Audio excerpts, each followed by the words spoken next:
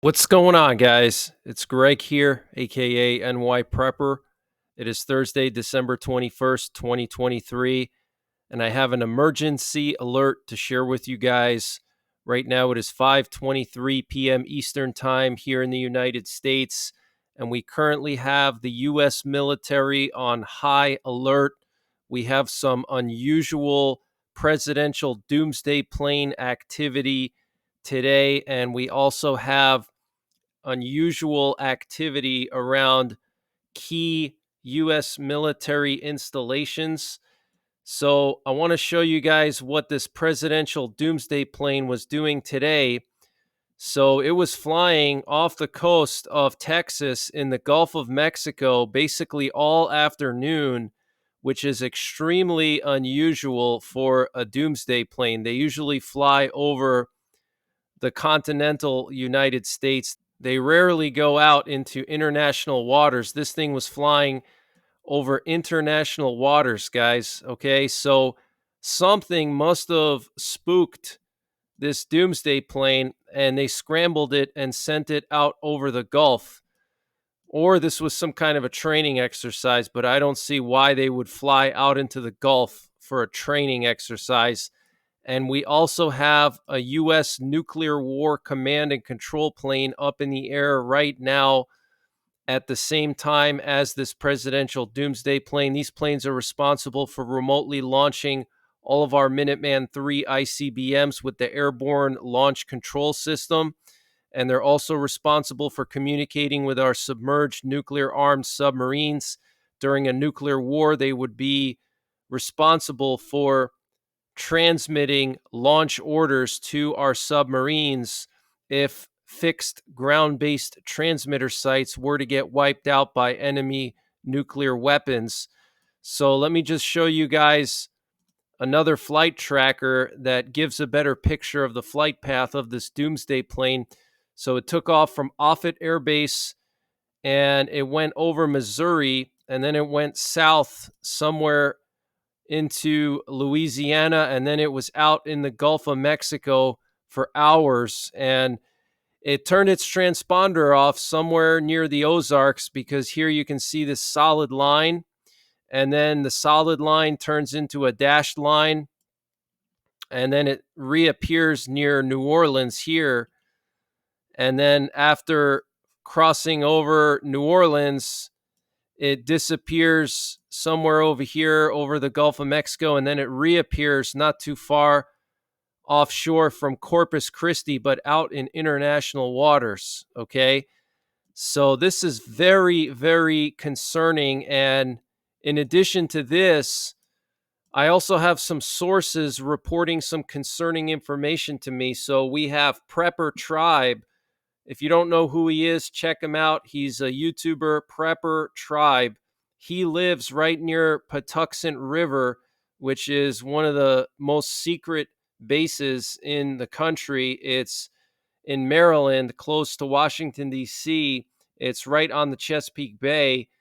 And he said he saw 6 military helicopters flying in formation today. And he said that that's very unusual. I mean, he literally lives right next to Patuxent River. I mean, he has videos on his channel filming these doomsday planes and nuclear warplanes flying over his backyard. So, he knows what's normal and what's not. And by the way, check out his channel. He has some cool video footage of all the doomsday planes and the nuclear warplanes flying over. But he said 6 military helicopters flying in formation is very unusual. Now, in addition to this, I have a source that lives next to Raven Rock Mountain Complex, which is known as Site R. That's the backup Pentagon during a nuclear war or some type of a World War III scenario. The U.S. Secretary of Defense would go to Raven Rock to command the U.S. military. It's close to Camp David, but it's in Pennsylvania, not Maryland. And my source lives right next to Raven Rock. And this person told me that there were military helicopters flying to Raven Rock and then leaving from Raven Rock. There was actually one helicopter that landed there today, and then took off shortly after. So I don't know if that means they moved Lloyd Austin to Raven Rock already, or maybe some other generals, okay, because they're going to launch a strike on Yemen. But something big is about to go down, guys, okay? Our government is preparing for a worst case scenario. They're sending this Doomsday plane over the Gulf of Mexico. They're flying towards bunkers. Something's about to go down, guys. Okay, we have this unusual activity over the Arabian Peninsula now going on. This was earlier today and last night. We had these planes flying from the capital of Saudi Arabia towards Yemen with no information about them at all.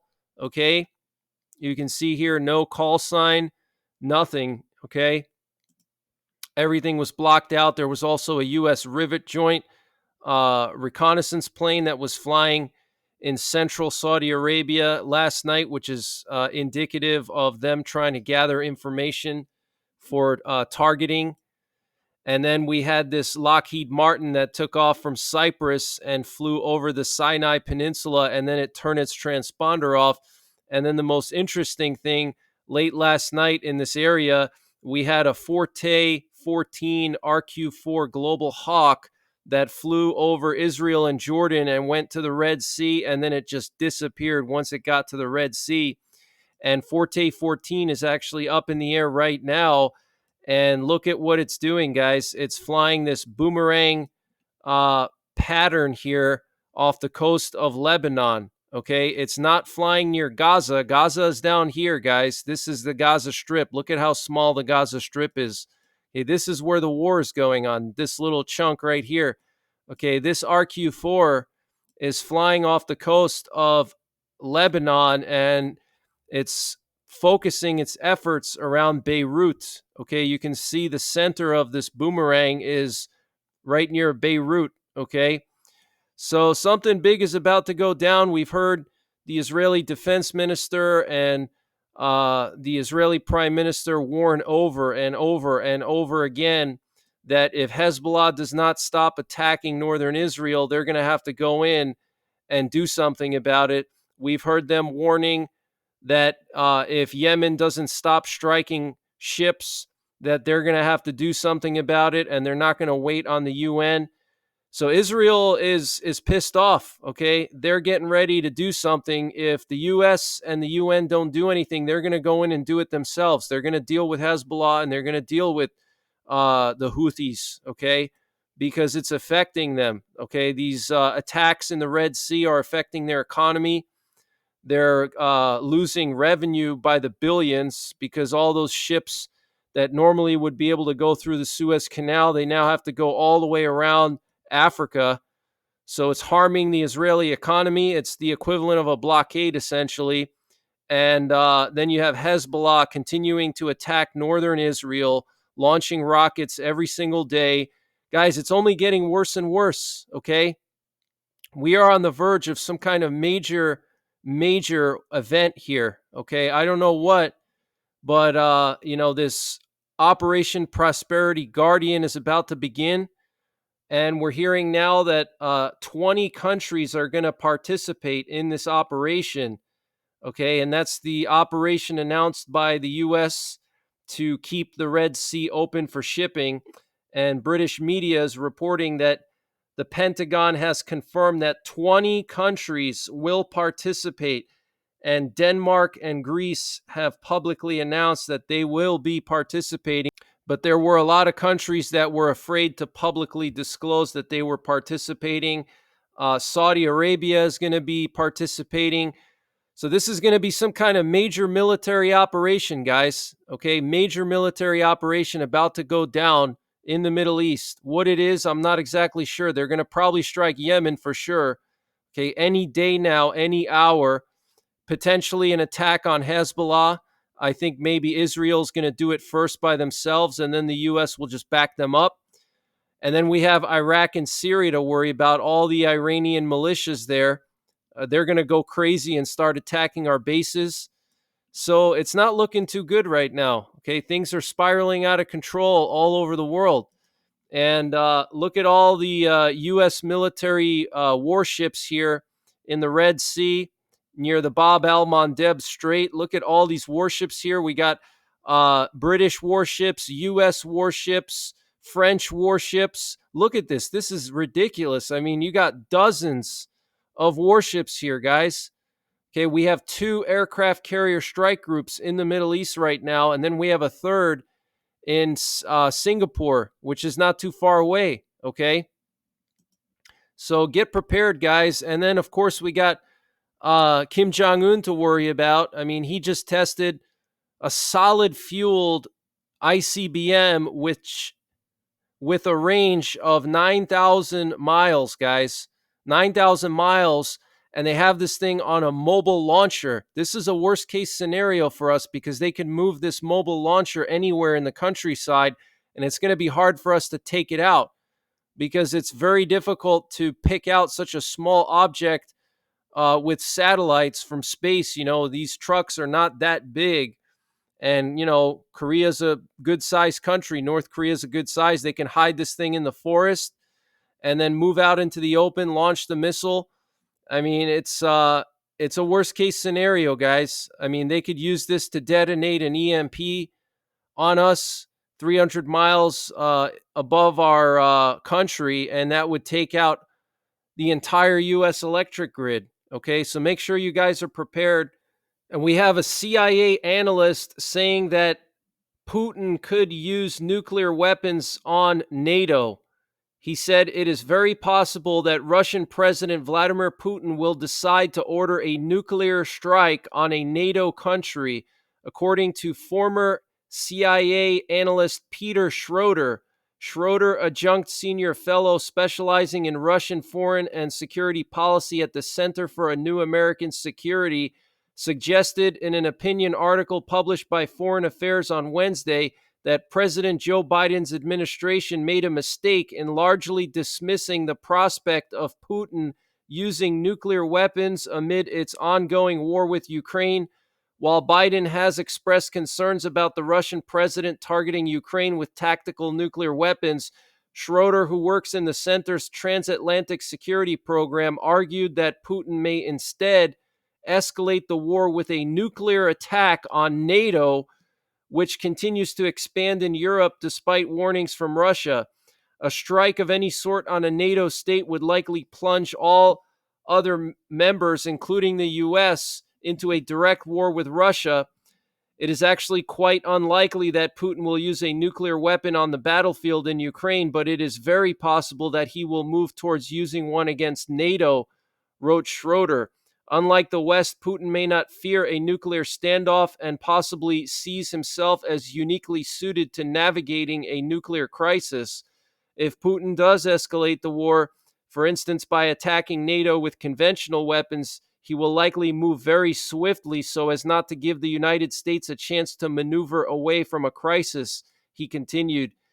Washington will struggle to deter a Kremlin so emboldened. They must simultaneously rally neutral states to pressure Moscow away from escalation. Nuclear brinkmanship is a dangerous game, particularly with an authoritarian leader such as Putin. There is no time for complacency.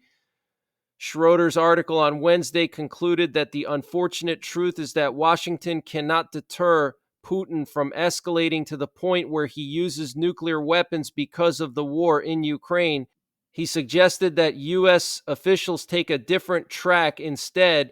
They need to try empowering Russian officials who want to obstruct any effort by Putin to go nuclear, Schroeder wrote.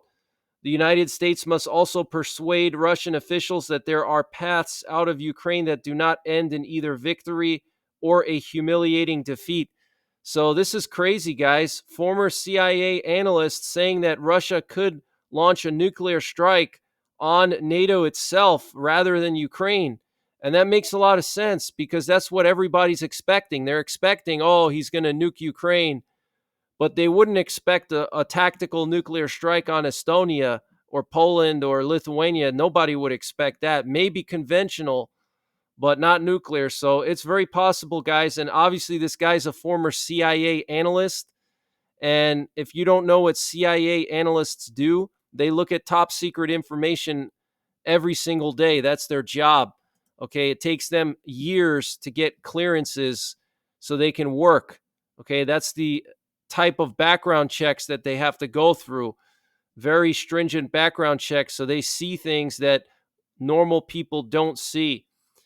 And the Houthis sent a threat to Saudi Arabia. They said, "We do not want Saudi Arabia to be in any alliance to support Israel.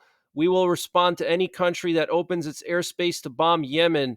Saudi Arabia's future is in danger from Israel and Egypt's position in rejecting the American coalition in the Red Sea will protect the Suez Canal. We advise Saudi Arabia and the UAE not to stand with the Israelis in the face of those who support the Palestinian people."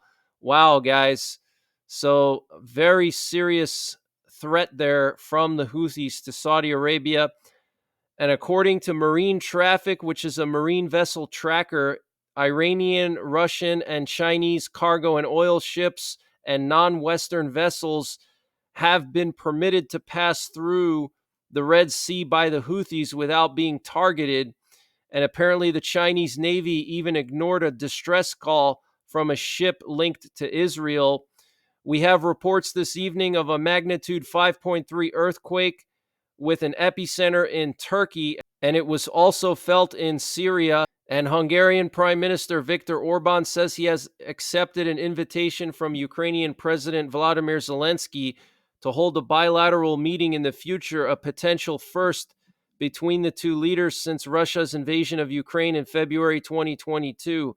Speaking at an annual international news conference in Budapest on Thursday, Orban said he agreed to Zelensky's proposal for a future meeting during a brief conversation between the two leaders on the sidelines of a December 10th swearing-in ceremony for Argentina's new president, Javier Milei. Zelensky said we should negotiate, and I told him I'd be at his disposal. We just have to clarify one question. About what? Orban said, adding that the Ukrainian leader requested a discussion on his country's ambitions to join the EU. So very, very interesting, guys. And Hungarian Prime Minister Viktor Orban questioned whether Russia's full-scale invasion of Ukraine should be called a war. He said this is a military operation to reporters at an annual press conference in Budapest on Thursday, using Russian President Vladimir Putin's terminology. There was no declaration of war between the two countries. When Russia declares war, then there will be war. So very interesting. And Rudy Giuliani filed for bankruptcy on Thursday, acknowledging severe financial strain exacerbated by his pursuit of Donald Trump's 2020 election claims and a jury's award of $148 million to two former Georgia election workers he defamed. The former New York City mayor listed nearly $153 million in existing or potential debts, including almost $1 million in tax liabilities, money he owes to lawyers, and many millions of dollars in potential legal judgments in lawsuits against him. He estimated he had assets in the range of $1 million to $10 million. Wow, guys, $150 million. I mean, he's so old that he's never going to be able to pay that off. This is insane, guys. Absolutely crazy. But that's the latest information that I have. I will be back later on tonight, probably with another update. But the U.S. military is on high alert. It looks like there's going to be some kind of big military operation in Yemen, and something's about to go down. So I'm going to continue to monitor it for you. Make sure you're subscribed. Hit the notification bell below this video so you get notified when I post these updates. And until next time, take care, God bless, and don't forget the 3 Ps: prepare, practice, and persevere. And this update was sponsored by My Patriot Supply. Guys, they have brought back their 25% discount on their 3-month emergency food supply. And to get the discount, you have to use the link preparewithNYPrepper.com. And the link is in the description below this video.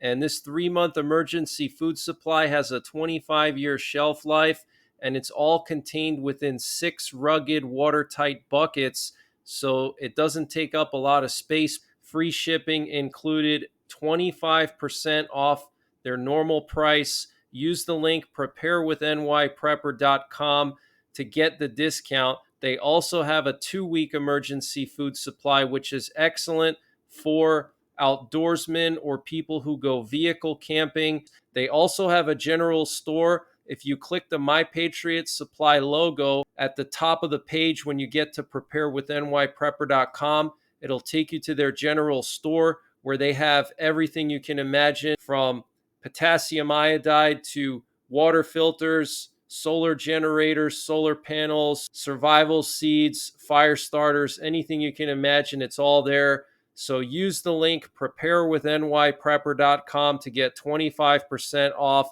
of the My Patriot Supply 3-month freeze-dried food supply. And the link is in the description below this video.